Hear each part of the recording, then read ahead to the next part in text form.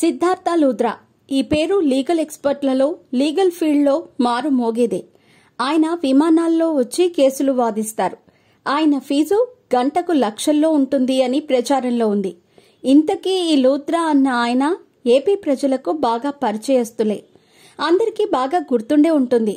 గతేడాది చంద్రబాబు అరెస్ట్ అయ్యి జైల్లో ఉంటే ఆయన తరపు హైకోర్టు నుంచి సుప్రీంకోర్టు దాకా వాదించిన వారుగా లూథ్రా అందరి మదిలో ఉంటారు. అప్పట్లోనే ఆయన తీసుకునే ఫీజు కూడా చర్చకు వచ్చింది. ఆయనకు అంత ఫీజు ఇచ్చి రప్పిస్తున్నారట అని కూడా అంతా వింతగా విడ్డూరంగా చెప్పుకున్నారు. ఇదిలా ఉంటే టీటీడీ తరపున ఆయన శ్రీవారి లడ్డూ ప్రసాదం విషయంలో సుప్రీంకోర్టులో వాదించారు. ఈ కేసు అక్టోబర్ 3కి వాయిదా పడింది. దాంతో ఆయన మళ్లీ వాదించనున్నారు. ఈ కేసు విషయంలో ఖరీదైన లాయరే దిగారు అని అంతా అంటున్నారు. అయితే శ్రీవారి లడ్డూ ప్రసాదంలో కల్తీ జరిగింది అని ప్రకటించింది ముఖ్యమంత్రి హోదాలో చంద్రబాబు.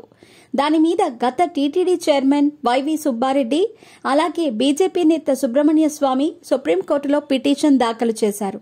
ఈ కేసులో సీబీఐ కానీ లేదా న్యాయ విచారణ కానీ జరిపించాలని వారు కోరుతూ పిటిషన్ దాఖలు చేశారు. అయితే టీటీడీ తరపున లూథ్రా రావటం పట్ల చర్చ సాగుతోంది. రాజకీయంగా శ్రీవారి లడ్డూ ప్రసాదం వివాదాన్ని చేసి ఆ మీదట దానివల్ల కోట్లాది మంది భక్తుల మనోభావాలు దెబ్బతినే పరిస్థితికి తెచ్చిన వారు ఈ కేసు విషయంలో ఖర్చులు భరించాలని నెటిజన్ల నుంచి డిమాండ్ వస్తుంది. అంతే తప్ప శ్రీవారికి ప్రేమతో అభిమానంతో భక్తులు హుండీలలో వేసిన కానుకల నుంచి ఖరీదైన లాయర్కి ఫీజు ఇవ్వాల్సిన అవసరం ఉందా అని అంటున్నారు. ఇదే విషయం మీద సీనియర్ న్యాయవాది విజయ్ బాబు ఒక ఛానల్ డిబేట్లో మాట్లాడుతూ ఖరీదైన లాయర్ని రంగంలోకి దింపారని ఆ ఖర్చులు రాజకీయ నాయకత్వం కానీ ఆయా పార్టీలు కానీ భరించాల్సింది ఉంటుంది తప్ప టీటీడీ నుంచి ఖర్చు చేయటం సబబు కాదని అన్నారు. ఏది ఏమైనా ఖరీదైన లాయర్గా సుప్రీంకోర్టులో వాదనలు వినిపించిన లూథ్రా లడ్డూలో కల్తీ ఎక్కడ జరిగిందో మాత్రం చెప్పలేకపోయారు అని అంటున్నారు.